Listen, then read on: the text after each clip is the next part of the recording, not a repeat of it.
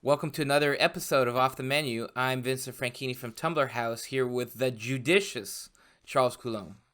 Judicious, as in giving wise judgments. I don't. Does it have to be wise per se? What about just judgments? Well, the implication is that my judgment would be wise if I were judicious. The You know, implication from who? well, for me to start with, I'm very sure of the wisdom of my judgments. Yeah, apparently so. I mean, you've been moaning and groaning over judges in social media. I sure have. I'm really tired of judges. I'm tired. I'm tired of several things. I'm tired of their assumptions in so many Western countries, including our own, of quasi-legislative and quasi-executive roles, making law, redefining reality. That annoys me no end. That's one thing. The other thing is that, and this is particularly the case in Britain and the Commonwealth, I really hate it when on top of assuming these powers, they get rid of, for the sake of their convenience or their ease or their comfort, or just because they don't want to seem archaic, they get rid of the trappings of office, the wigs and the robes and so forth. No, no, no, no, no, no. If you're going to arrogate supreme power over heaven and earth to yourself, your lordships, then you wear those wigs, you wear those robes, and for heaven's sake, suffer a little bit for the power you've taken. Just my feeling. Well, it seems to me like you're not respecting authority. I am respecting authority. What I'm not respecting is the theft of power. It seems like you want to be in charge. You want to make the good decisions because you don't like their decisions. No, I don't want to be in charge. Gosh, that's the last thing on earth I'd want. Why? Well, firstly, absolute power corrupts absolutely, and I'd hate to become like one of them. I knew a judge, actually relatively well, a very liberal judge on the Ninth Circuit Court of Appeals, which was traditionally one of the craziest in the U.S. court system.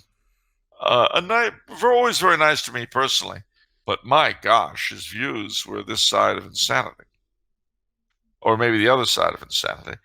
Um, I'd have that on my conscience. I really would. Hmm. Yeah, he was a nice guy. He was a Marine and all that kind of thing. Very patriotic in his way, but his decisions were garbage. Doesn't monarchy have judges? Well, of course it does. In fact, originally the kings were judges. That's why to this day we call the place a judge lurks in the court, from the royal court. Yeah. Oh, right. Yeah. And in the beginning, in primitive monarchies, the king made all the judgments. See, the king had three major functions in, shall we say, more primitive monarchies. The first was religious, in that in pagan monarchies, it was very often, if not considered divine, it was at the very least the chief priest of the national cult.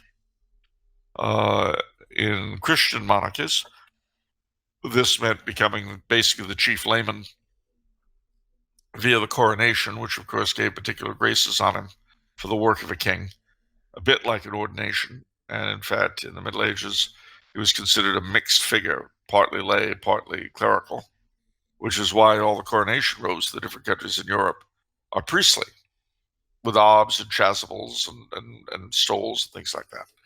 Even the British to this day. So he had a religious role, he had a military role. He was the chief warlord, the protector of the people. And he had a role in justice, the judicial role. He was the top judge. Well, as you can imagine, as the countries of Europe got bigger and bigger and more complex, he would depute individuals to do the job, and these were the judges. That was the origin of judgeship. It was a deputing of judicial power by the king, who was considered the font of justice. Now, in those monarchies that survived into our own time in Europe, Britain, the Benelux countries, Scandinavia, and Spain, which came and went and came again,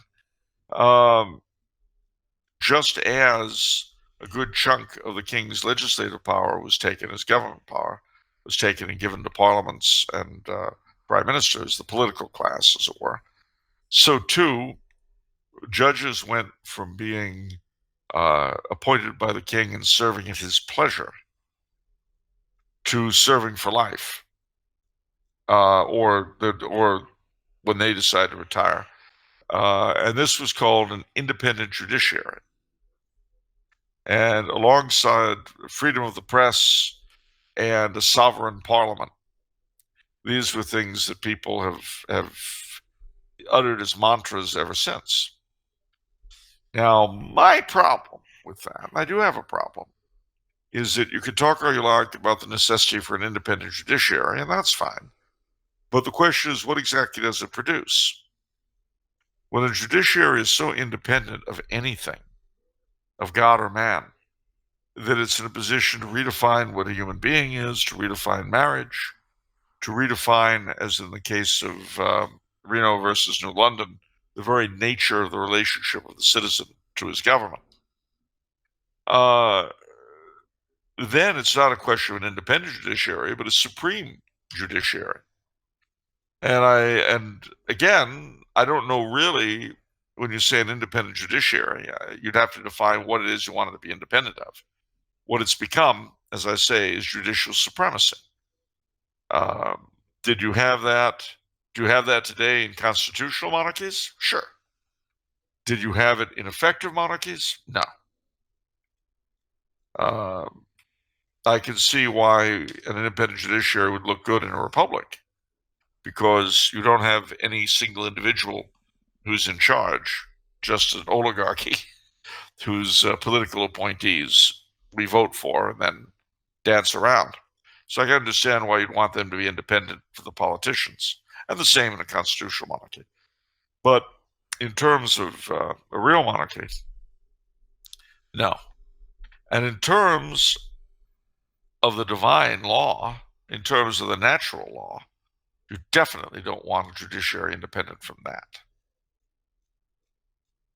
where they could just make up reality out of their rear ends, and do whatever they want. I tell you, when we had the World Trade Center destroyed and they were going after Osama bin Laden, my immediate response was, well, why send troops? We could just have the Supreme Court slap an injunction on it. I mean, they could change reality the way they changed marriage. Surely they could just hunt him down with their minds, declare him illegal, and he'd explode.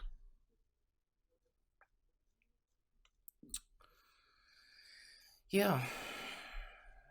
But I will say that I think where we've really missed the boat in the United States in terms of the appointment of chief justices is the woman I've always wanted to see as head of the Supremes. What, Diana Ross? Yeah. Yep. Diana Ross should be Chief Justice of the United States. Head of the Supremes. And and she should also run the Knights of Columbus. Do you know what her first injunction would be as Chief Justice? Stop in the name of love? Exactly. God. Exactly. Great. An old Charles. joke, but still serviceable. Great. So I don't mind dragging it out. I don't care. I'm not proud.